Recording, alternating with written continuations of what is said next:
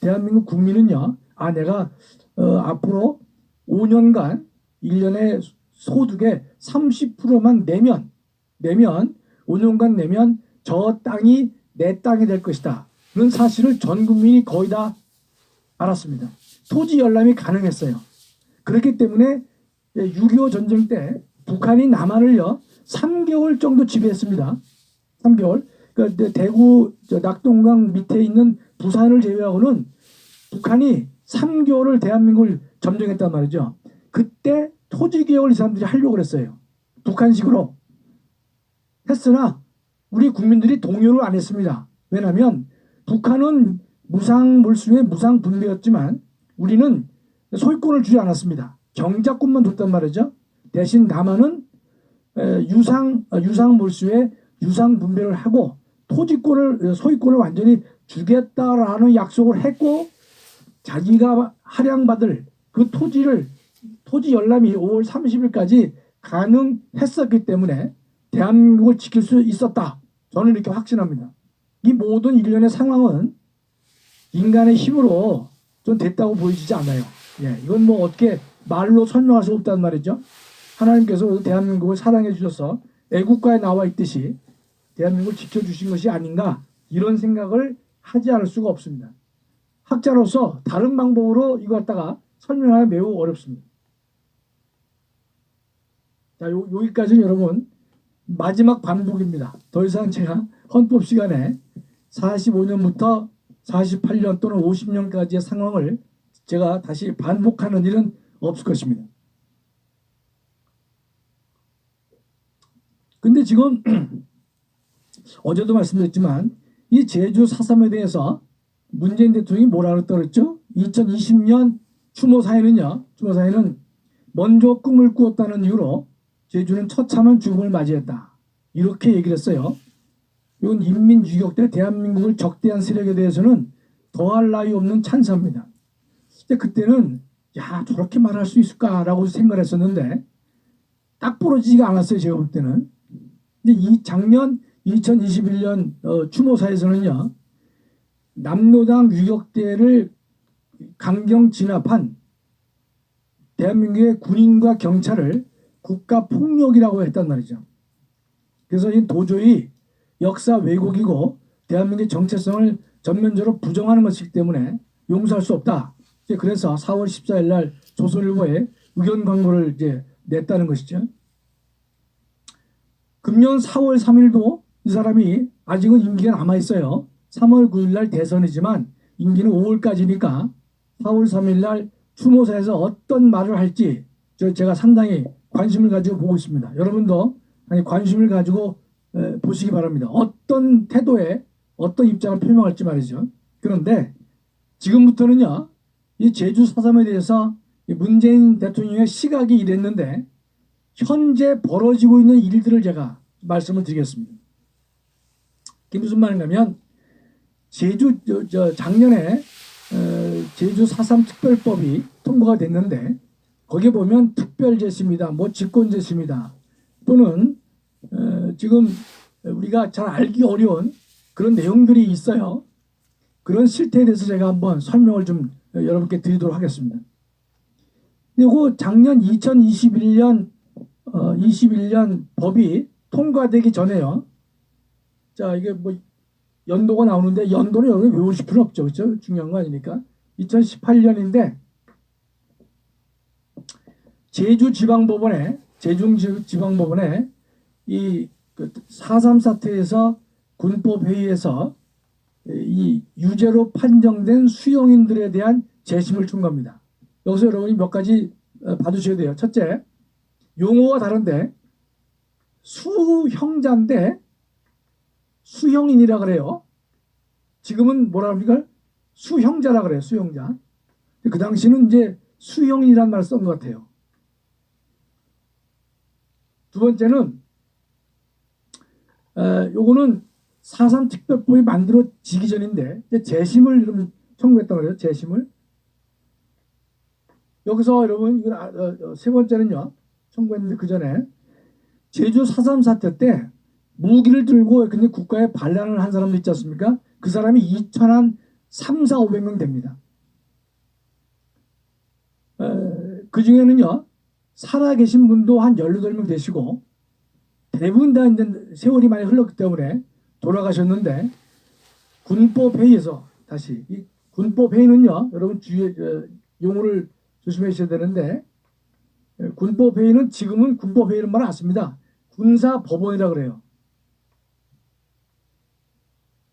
그러니까 용어가 서로 다르죠?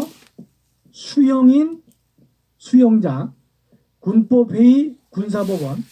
제가 이걸 갖다가 혼용해서 쓴다 하더라도 여러분 양해를 해주시기 바라요. 과거에는 군법회의, 지금은 군사법원. 그 당시는 수영인, 지금은 수영자라고 하는 것입니다. 그러면 이제 2018년에 생존 수영인이 있었어요. 생존 수영인. 좀 자료를 좀 위로 올려주세요. 생존 수영인 18사람이 살아있는 사람이에요. 그때 제주 4.3 이후로. 그러니까 연령층이 많지요. 그렇죠? 살아있는 분이 재심을 청구합니다. 재심.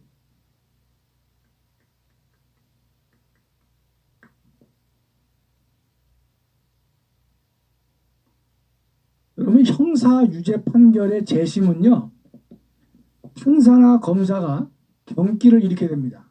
왜냐하면 이미 재판이 확정됐단 말이죠. 확정된 사건을 갖다가 여러분 재판 확정이 되기 위해서는요, 1심 재판이 있고 항소를 안 하면 확정됩니다. 또는 1심, 2심, 3심까지 간 이후에 판결이 확정될 수도 있단 말이죠.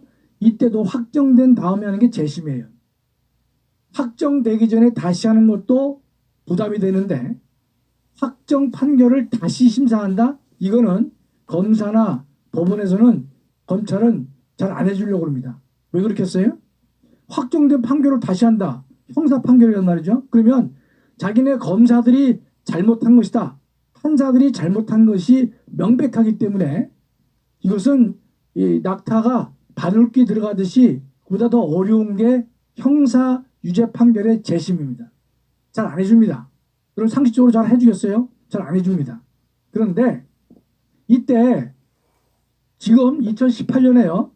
4.3 사태에서 유죄받은 사람, 여기서 유죄받은 사람은 대략 이런 사람이에요. 당시에 사형, 무기, 징역 15년, 징역 8년 다 중범죄자들입니다. 이 사람들 18명이 제주지방법원에 재심을 청구합니다. 자, 여러분 재심은요. 첫째, 재심 개시가 있고 재심 심판이 있어요. 재심에서 가장 어려운 거는 뭔가면 재심 개시가 제일 어렵습니다. 네. 왜냐하면 이거 재심해달라 그러면요. 법원이 그 주장을 읽어본 다음에 야 이거 재심을 이건 해야 되겠는데 요 개시를 결정해 주는 게 가장 어려워요. 여러분 개시만 허용되면요. 이후에 심판은 어떤 예측을 할 수 있습니까? 아 이건 내가 지난번에 유죄가 됐었는데 이게 무죄가 될 수도 있겠구나. 그런 생각을 가질 수 있단 말이죠. 그렇죠? 그러니까 재심 개시가 가장 중요합니다. 재심 개시. 그래서 따라서 재심이 되려면 무조건 재심이 되는 게 아니라 먼저 법원이 재심 개시 결정을 해줘야 됩니다. 그 다음에 재심에 대한 심판을 다시 하는 것이에요. 자 그러면 재심 개시가 어렵겠죠. 우리나라의 그 형사소송법 보면 재심할 수 있는 경우가 쭉 나옵니다. 몇 가지 쭉 나오는데 지금 이 4.3 사태와 관련돼서는요. 어떤 것이 예컨대 그 재심 개시 사유가 될 수 있느냐 이런 겁니다. 제가 여기 보여드리진 않지만 원 판결에 관여한 판사, 검사, 사법경찰관의 가혹행위가 있었다는 것이 판결로 확인돼야 돼요. 다시요. 아니 그건 아니에요. 그거 내버려 두세요. 그러니까 당시 원 판결, 지난번 그 군법회의 판결이지 않습니까? 그 판결에 관여한 판사나 검사나 사법경찰관이 두드려 팼다든지 고문을 했다든지 가혹행위가 있었다는 게 아니라 가혹행위가 있었다는 사실을 판결로 확인해야 돼요. 여러분 이게 됩니까 이게? 안 되죠. 이미 70년 전에 이루어진 사건들이에요. 사건들이기 때문에 당시 그 재판이 설사 거기에 고문 행위가 있다 하더라도 그 고문 행위를 행한 판사나 검사나 경찰 공무원의 그 위법한 행위가 위법하다는 것이 판결로 확정될 수가 없단 말이죠. 그러니까 이 경우는 해당이 안 돼요. 그런데 그 형소법 420절 보면요. 또 이게 있습니다. 확정 판결이 있어야 되는데 확정 판결을 얻을 수 없는 때에는 그 사실을 증명하라고 했습니다. 증명. 그게 현행 420조 7호에 나온단 말이죠. 그러면 여러분 생각해 보세요. 이 판결이 있거나 판결이 없는 경우에는 가혹행위에 있다는 사실을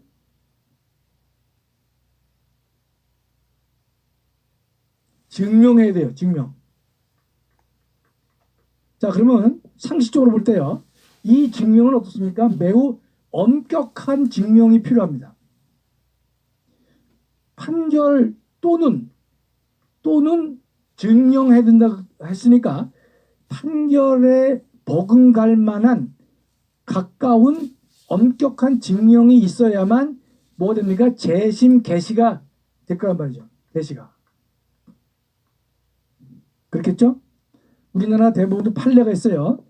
요 경우의 증명은 적극적 증명이 된다. 엄격한 증명이다. 이게 대법원도 말하고 있어요. 당연한 것이죠. 그렇죠? 가혹행위가 있었다는 그런 것이 판결로 확정되거나 이런 재심 개시가 돼요. 또는 판결이 없다면 가혹행위를 증명할 수 있어야 된다. 이렇게 됐단 말이죠. 따라서 이 증명은 우리가 딱 보더라도 그 당시에 판사가 두드러 팼구만, 검사가 팼구만, 경찰 공무원이 두드러 팼구만, 이런 것들이 명백하게 적극적으로 입증되어야만 재심 개시가 가능하다, 이런 뜻이죠. 우리 법은 이렇게 돼 있어요. 그런데 여러분 생각해 보세요. 지금 당시 원판결, 그러니까 사형이나 무기나 징역 15년, 8년 등을 선고한 그 당의 그 판결에 관여된 판사나 검사나 경찰 공무원이 가혹행위를 했기 때문에 잘못된 것이다 라는 판결이 존재합니까? 존재하지 않아요. 또 존재할 수 없습니다. 70년 전에 있던 일이에요. 그러니까 증명이라는 수단밖에 없단 말이죠. 그러면 이 사실을 증명해야 되는데 지금 우리 그 제주지방법원에서는요 어떤 얘기를 하고 있느냐, 조금만 좀 올려주실래요? 그러면 여기는요 그 당시에는 70년 전의 사건이기 때문에 여러분 이 관련 이 18명에 대해서요 뭐가 없느냐, 18명뿐만 아니라 모든 수용자에 대해서, 수용인에 대해서 뭐가 없느냐, 공소장이 없어요. 그 당시 재판할 때 이 검사가 이 사람은 이러이러한 죄를 범했기 때문에 몇 년 뭐 처벌을 원한다, 공소장이 존재하지 않습니다. 각종의 재판 공판 기록이 없어요. 중요한 판결문도 없습니다. 이게 왜 없을까요? 이 없는 가장 중요한 이유는 그 당시 우리가 6.25 전쟁을 경험했습니다. 전쟁에 의해서 이 모든 것들이 다 소실됐습니다. 이런 상태예요. 자, 그럼 이런 상태에서 사형, 무기, 징역 15년, 8년을 받은 이 사람들의 왜 관여된 판검사나 경찰 공무원이 가혹행위에 있다는 사실을 아무것도 없는데 증명할 수 있냐 말이죠. 증명이 안 되는 것이에요. 그런데 어떻게 이 제주지방법원에서는 이 재심 개시를 허용했느냐, 이런 겁니다. 그 4.3 진상조사위원회가 있어요. 대부분 다 뭐 친여 성향의 사람들로 됐겠죠. 다수가. 이 진상조사위원회가 뭐라고 보고서를 낸다면 당시의 재판은 불법이었다. 불법으로 일관되었다. 그리고 재심 청구인의 진술 18명의 진술에 의해서 그럼 여러분 생각해 보세요. 재심 개시를 허용한 사람들은 다 자기가 매 맞고 했다. 난 잘못이 없다 말이죠. 그렇게 다 변명을 할 거 아닙니까? 그렇죠? 그러니까 이 제주지방법원은 진상조사위원회 보고서 한 줄, 한 줄은 넘겠죠. 대줄. 그다음에 재심 청구인의 진술. 난 그 당시에 매 맞고 했단 말이지. 진술만으로 당시의 재판이 불법 재판이었음을 말한 것입니다. 그럴 때 제주지방법원의 판사가 그걸 받아들입니다. 그러면 좀만 올려주세요. 자, 이 경우를 보면요. 이 재심 개시가 이제 허용되게 되는데, 이 재심 개시가 허용되니까요. 가해자가 피해자가 됩니다. 4.3의 주동자가 피해자가 되는 것이에요. 그러면서 이 불법 기획 재판이 이루어진 것입니다. 대통령, 우리가 판사는요, 우리 헌법에 보면 헌법과 법률과 양심에 따라서 재판을 하도록 되어 있는데, 판사들이 대통령의 내심의 의사를 기준해서 재판을 했다라고 보지 않을 수 없는 것입니다. 제가 오늘 강의 내용은요, 이미 제가 뉴데일리라고 하는 신문에다가 이 내용을 그대로 제가 발표한 바 있습니다. 뭐라고 비판했느냐? 제주지방법원 판사는 바람보다 먼저 누웠다 말이죠. 대통령의 내심 의사를 가지고 재판을 했지 헌법과 법률과 양심에 따라서 재판하는 것은 아니다. 이렇게 제가 비판을 했던 것입니다. 자, 조금만 더 올려주세요. 자, 그러면 여기서 자 보세요. 자, 법원이 재심 어떻게 했죠? 재심 개시를 허용했습니다. 공소장도 없고 공판 소리도 없고 판결문도 없는 이 재판에서 진상조사위원회가 말한 내용 한 줄하고 그다음에 진술인의 이 18명의 진술만 듣고서 재심 개시를 허용했어요. 정말로 어려운 형사 판결의 재심 절차를 법원이 허락해 준 겁니다. 자, 그러면 이 재심 개시가 허용됐으니까 이제 뭐가 이루어져야 되겠죠? 재심 재판이 이루어져야 됩니다. 재심 재판이 이루어졌습니다. 재심 재판이.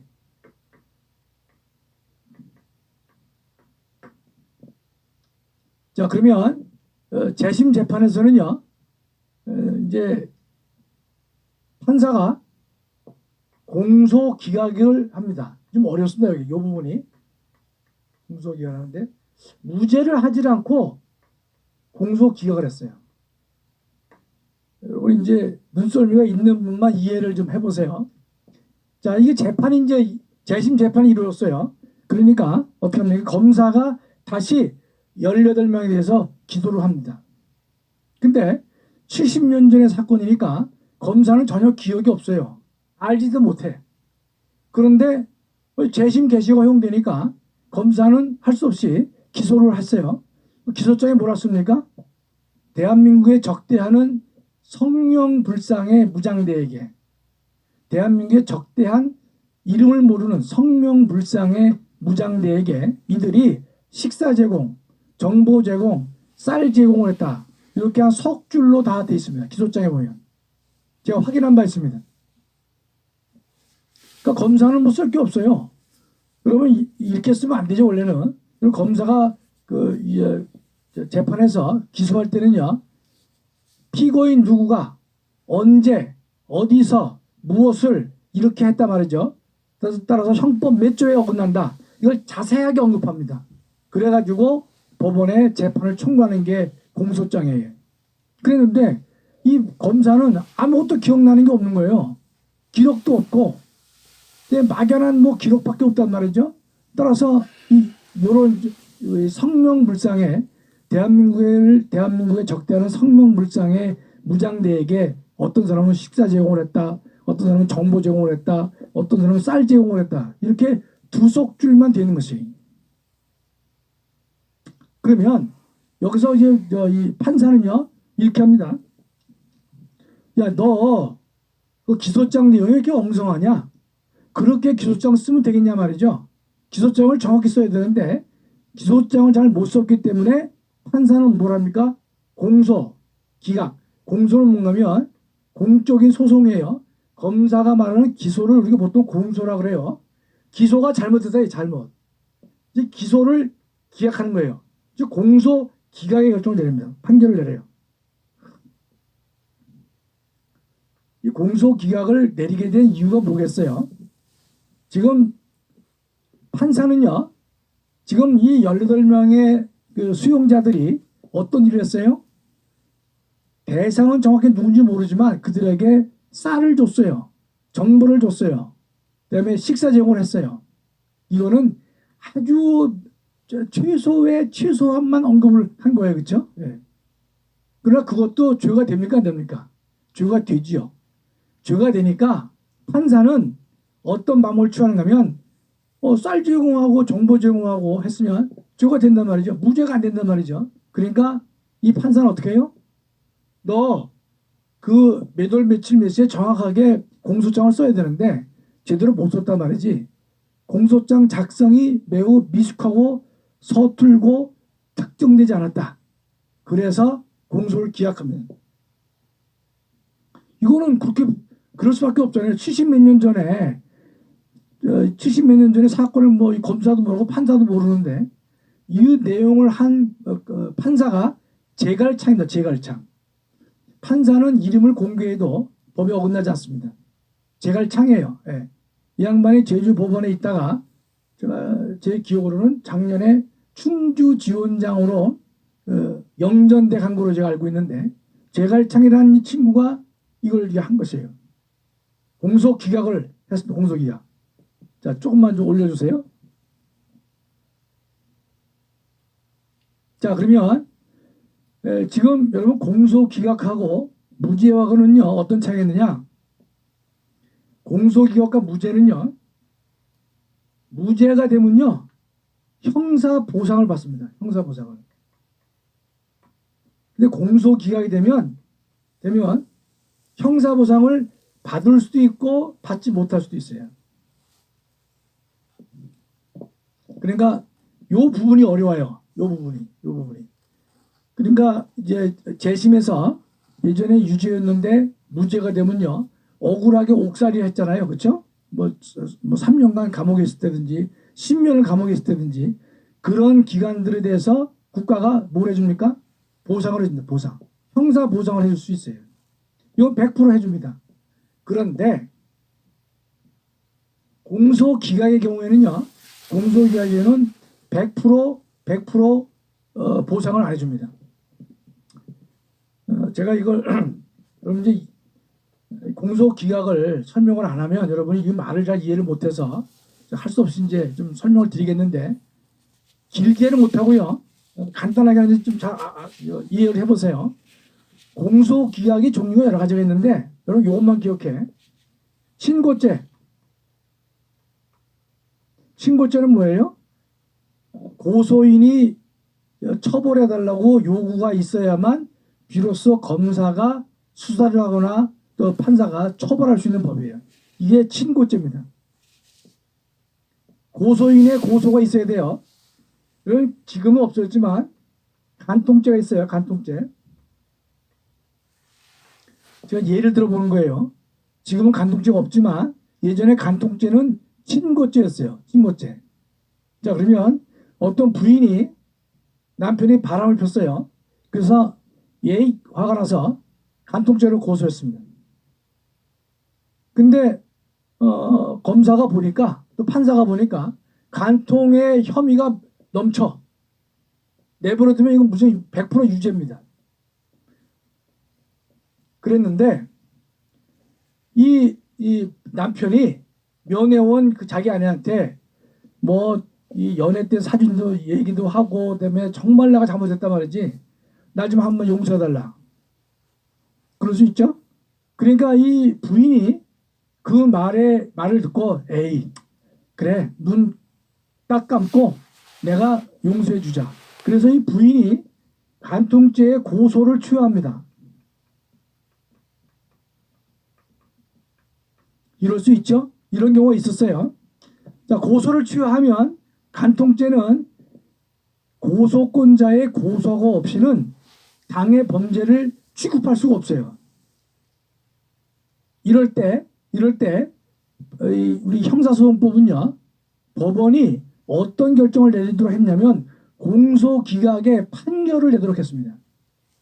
공소기각의 판결. 여러분이 그 공소기각을 이해하시려면 이거를 아시면 돼. 간통죄와 같이 내버려 두면 유죄가 되는데 이 경우에 이 부인이 고소를 취하했단 말이죠. 이럴 때는 이 사람을 처벌할 수가 없습니다. 판사가 아무리 이 사람을 처벌하려도 처벌할 수 없어요. 왜? 친고죄이기 때문에 그렇습니다. 근데 이 사람이 이 구치소에 한 뭐 5개월 동안 있었단 말이죠. 또는 교도소에 한 1년 살았어요. 그러니까 이 사람이 나오더니만 국가에 대해서 형사보상을 청구할 수 있단 말이죠. 형사보상을. 무죄, 공소기간 될 수도 있고 안 될 수도 있고 말씀드렸잖아요. 그 형사보상을 해다 1년간 내가 몸 풀려 나왔는데 1년간 교도소에 있었던 그 기간에 대한 형사보상금을 달라고 청구하면요, 법원은 이렇게 말할 겁니다. 만일에 이 부인이 고소를 취하지 않았으면요, 이 사람은 유죄입니까 무죄입니까? 이 사람은 유죄예요. 그렇죠? 아까 말씀드렸죠? 증거가 넘친다고. 따라서 공소기각의 결정을 판결을 받지 않았더라면 무죄가 되는 사람에게는 형사보상을 해줘요. 그러나 공소기각이 없었더라면 무죄가 아니라 유죄가 될 만한 사람에게는 형사보상을 해주지 않는다 이 뜻입니다. 어렵습니까? 한 번만 더 얘기하고 안 할게요. 자, 공소기각의 판결은 언제 하느냐? 친고죄의 경우에 고소권자가 고소를 취하하면 법원은 그에 상응해서 유죄 무죄란 말을 안 하고 공소기각으로 합니다. 그런데 공소기각도 형사보상이 되는 경우가 있고 안 되는 경우가 있어요. 자, 그렇다면 이 공소기각을 했는데 기각이 없었더라면 이 사람이 유죄가 되지 않는 사람이라면 보상을 해주고 아니면 보상을 안 해줍니다. 뭐 여러분 이해가 안 되시면 다시 한번 이제 들어보시고요. 이 정도만 하겠습니다. 자, 그러면 여기서 공소기각을 했죠. 그러면 이 형사보상금을 받을 수도 있고 못 받을 수도 있지 않습니까? 제가 공소기각을 했길래 제가 그때 유시민제 제주지방법원의 판례를 보고 있었거든요. 이 친구들이 어떤 논리를 펴가지고 보상금을 지급하려고 하느냐를 내가 봤는데 이 사람들이 어이없이 아무런 말이 없어요. 공소기각에 이 형사보상을 청구했거든요. 그러면 공소기각의 경우에는 어떤 경우에 보상을 주죠? 공소기각의 판결이 없었더라면 무죄가 될 수 있는 경우라야만 보상금을 준다고 되어 있는데 법에는 이 판사는 거기에서 무죄로 볼 이유가 없다. 유죄로 볼 이유가 없다. 라는 한 줄만 써놓고 보상금을 줬습니다. 죽일 놈들이에요. 죽일 놈들. 자, 그러니까 우리가 정리를 어떻게 했죠? 2019년에 공소기각을 했죠. 그 다음에 제가 이게 연도가 어떻게 됐다.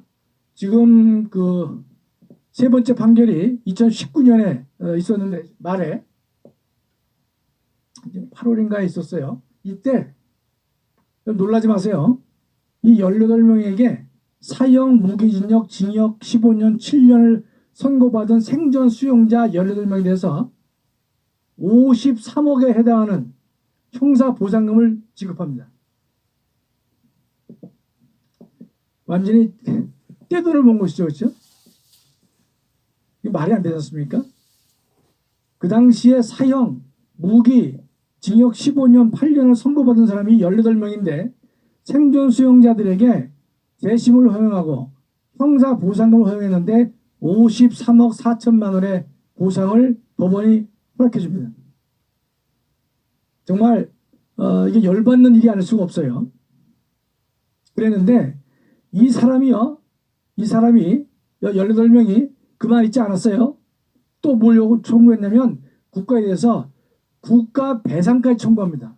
국가 배상까지. 좀 더 올려요. 국가 배상까지 청구를 해요. 그런데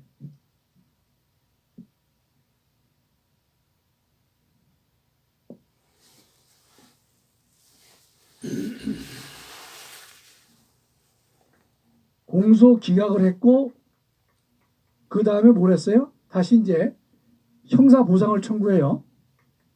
했는데 얼마 줬다고요? 요 사건은 달라요. 서로가 다. 53억 8천인가 53억 4천인가 줬어요. 53억. 그러니까 18명이 놀아가진 거예요. 그 다음에 이 사람들이 다시요.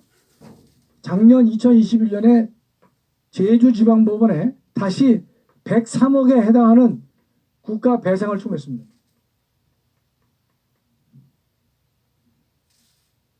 여기서 여러분 이제 배상과 보상이란 말이 나오는데, 자 보세요. 배상과 보상을 여기 법에서는 엄격하게 구별합니다. 이제 설명을 좀 드릴게요. 배상은 뭐냐? 배상은 국가가 잘못한 것에 대해서 국가가 보호해 주는 것입니다. 반면에 보상은요, 국가가 제대로 했어요. 했는데 결과론적으로는 국민에게 피해를 줬다는 말이죠. 그럴 경우에는 보상이다 이렇게 말합니다. 예를 들어 드릴게요. 그럼 지나가는 경찰이 범인을 잡으려고 총을 쐈는데 그 총이 범인을 안 맞고 지나가는 행인이 맞아서 행인이 중장애를 입었다. 이게 뭡니까? 이건 불법 행위에 의한 손해배상입니다. 손해배상. 그러나 여러분 이제 우리나라에서 이 고속도로를 만들기 위해서는요, 도로가 똑바로 가야 되니까 상당 부분 개인의 이 토지를 강제 매수합니다. 보통 수용이라고 그걸 하는데 그 상대방 땅을 강제로 빼앗는 거예요. 강제로 뺐는데 이 빼앗는 자체는 적법합니다. 그러나 거기에 뭐를 줘야 되죠? 상응하는 정당한 보상을 지급해야 되는 것이. 그걸 뭐라 그래요? 그건 보상이라고 합니다. 따라서 여러분 머릿속에 기억하실 때는 위법한 공권력에 대해서는 배상이요, 적법한 공권력에 대해서는 보상이다 말이죠. 아까 여기 형사보상이지 않습니까? 형사보상은 이런 취지죠. 국가가 지금 이 사람들 갖다가 이제 뭐 몇 년간 교도소에다가 가둬놨는데 이게 국가가 잘못한 것이다 말이죠. 잘못한 대가로 지금 잘못했는데 뭔가 하면 적법했지만 결국